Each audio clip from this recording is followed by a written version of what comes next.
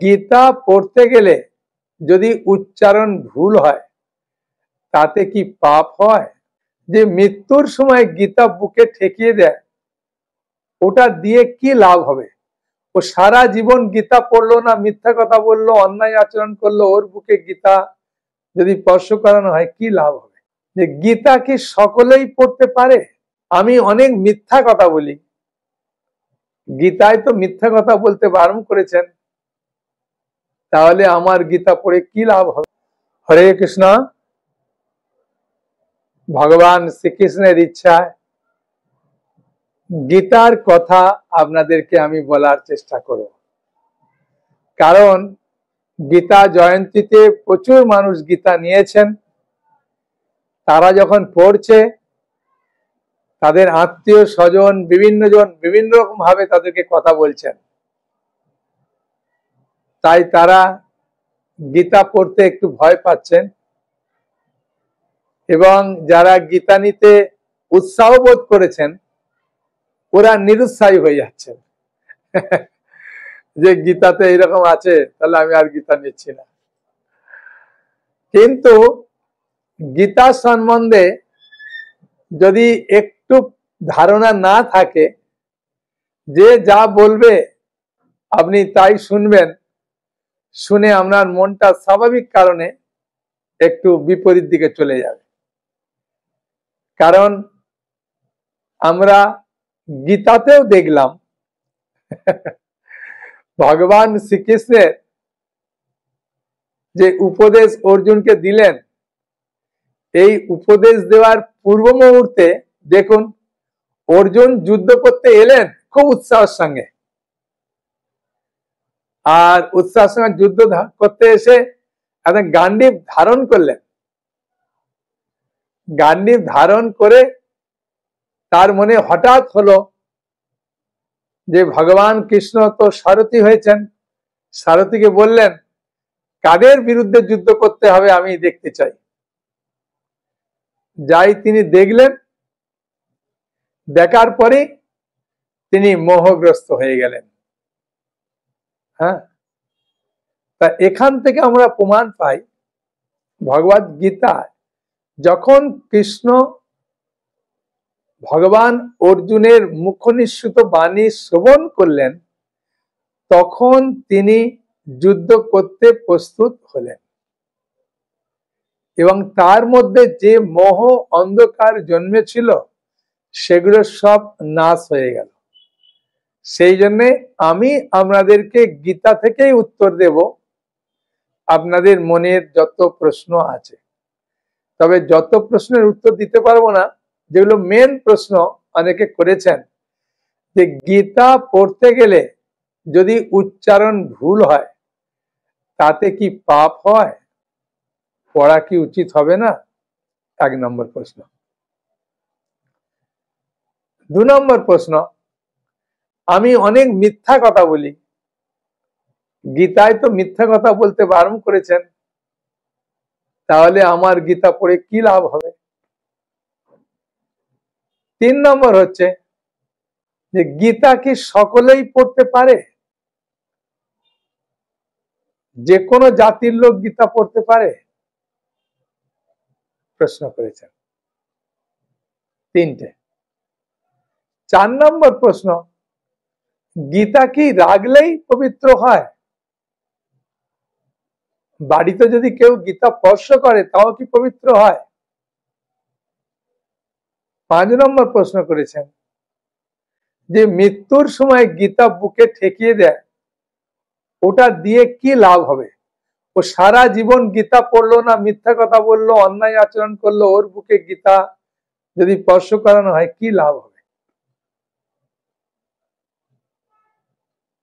হ্যাঁ, তারপরে অনেক প্রশ্ন করেছে। আমি এই প্রশ্নগুলো যে বললাম এগুলোর উত্তর আমি পরপর দেব, আগু পেছু হতে পারে, তা আপনারা শ্রবণ করবেন, অনেক আনন্দ পাবেন। হ্যাঁ, গীতা কি যে কোনো কাপড়ে পরা যায়? যে কোনো অবস্থায় পড়া যায়? হ্যাঁ, একজন প্রশ্ন করছেন যে আমি তো মাছ মাংস ডিম পেঁয়াজ রসুন সব রান্না করি খাই, আমার গীতা পড়ে তাহলে কি লাভ হবে? এরকম বহু প্রশ্ন আছে, আমি উত্তর দিতে দিতে, হ্যাঁ, যদি সময় থাকে তাহলে আপনাদের আরো প্রশ্নের উত্তর দেব। আপনারা শ্রবণ করবেন, খুব আনন্দ পাবেন।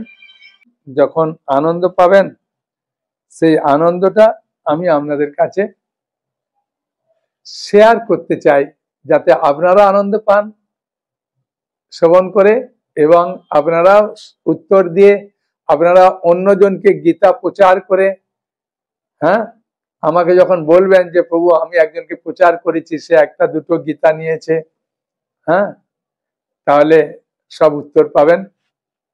হ্যাঁ, একটা যুবক ছেলে যে প্রশ্ন করেছে, ওই প্রশ্নের উত্তর দিয়ে আমি আরম্ভ করব। যুবক ছেলেটি প্রশ্ন করছেন, আমি গীতা নিতে চাই, কিন্তু আমার মনের প্রশ্ন, আমি তো এখন অর্জুনের মতো যুদ্ধ করব না। অর্জুন যুদ্ধ করতে এসে যুদ্ধ করেনি, তাই ভগবান কৃষ্ণ তাকে গীতার জ্ঞান দিয়ে যুদ্ধ করিয়েছিলেন। তা এখন সেই গীতা আমার পক্ষে কি কাজে লাগবে?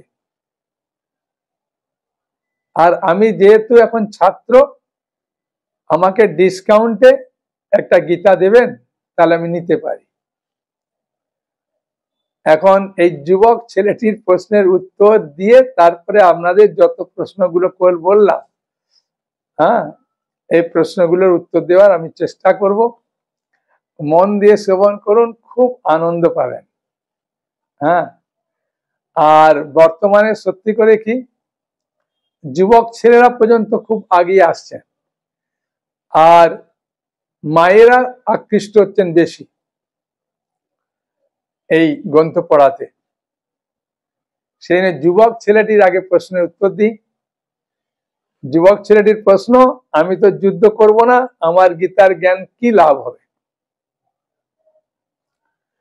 না, ভগবদ গীতা শুধু বলেননি, শ্রীল প্রভুপাদ তাৎপর্যে বহু জায়গায় বলেছেন, গীতা শুধুমাত্র যদি স্পর্শ করবেন, তাহলেই আপনার হৃদয় নির্মল পবিত্র হবে। গীতা যদি পড়বেন, আপনার হৃদয়ে অসৎ বুদ্ধি ত্যাগ হয়ে সৎ বুদ্ধির উদয় হবে, মানে সৎ জ্ঞানের উদয় হবে। 3 নম্বর, আপনার বিচার বিবেচনা করার শক্তি বাড়বে। 4 নম্বর, আপনি নম্র ধীর হবেন। 5 নম্বর, আপনার হৃদয়ের যে অপগুণগুলো আছে, ওগুলো আস্তে আস্তে দূর হয়ে যাবে। 6 নম্বর, আপনার মন শান্ত হবে। গীতার প্রতিটি শ্লোক শুধু নয়, প্রতিটি শব্দ উচ্চারণ করা মাত্রই আপনি নিজে উপলব্ধি করবেন যে আমি নিজেকে সত্যি পবিত্র মনে করছি, আমার হৃদয়ে কিছু পরিবর্তন হচ্ছে। সেই জন্য ভগবদ গীতা 9ম অধ্যায়ের 2য় নম্বর শ্লোকে ভগবান বলছেন, রাজবিদ্যা, এই জ্ঞানটি সব থেকে শ্রেষ্ঠ জ্ঞান।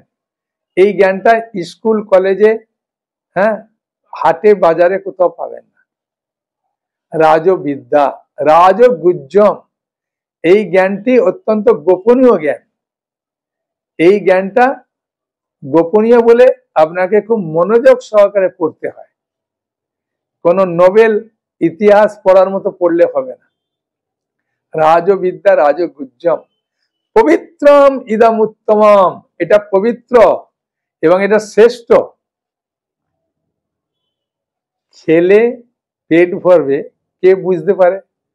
যে খাবে ওই বুঝতে পারে যে আমার পেট ভরছে, তাই না? আমি শক্তি পাচ্ছি, আমি সন্তুষ্টি হচ্ছি, 3টে বুঝতে পারে, তাই না? খাওয়ার সঙ্গে সঙ্গে ক্ষুধা নিবৃত্তি হয়, তারপরে সে শক্তি পায়, আর 3 নম্বর সে আনন্দ পায়।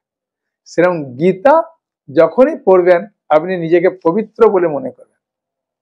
হ্যাঁ, এবং প্রত্যক্ষ অবগমম ধর্মম, আপনি প্রত্যক্ষভাবে অনুভব করতে পারবেন গীতা পড়ার মাধ্যমে সুসুখম আপনাকে সুখ প্রদান করছেন, পবিত্র মনে করবেন, সুখ প্রদান করছেন বুঝতে পারবেন। এবং এটার আর একটা মহৎ গুণ হচ্ছে কি সুসুখম কর্তুম অব্যয়ম, এই জ্ঞানটা এটা স্থায়ী থাকবে, হ্যাঁ, এটা কখনো নষ্ট হবে না। এই তিনটে আপনি পাবেন। অর্জুন কুরুক্ষেত্রের যুদ্ধে ভগবান শ্রীকৃষ্ণের মুখনিসৃত বাণী শ্রবণ করে তিনি যুদ্ধ করতে উৎসাহ লাভ করেছিলেন। প্রথমে যুদ্ধ করতে নিরুৎসাহী হয়েছিলেন, তাই আপনি যে কোনো কাজে উৎসাহ পাবেন, পড়তে উৎসাহ পাবেন, মা বাবা কিছু বললে শ্রদ্ধার সঙ্গে করার চেষ্টা করবেন, কেউ ভালো মন্দ বিচার করার শক্তি বাড়বে। সেই জন্যে আপনার গীতা পড়া উচিত, ঠিক আছে।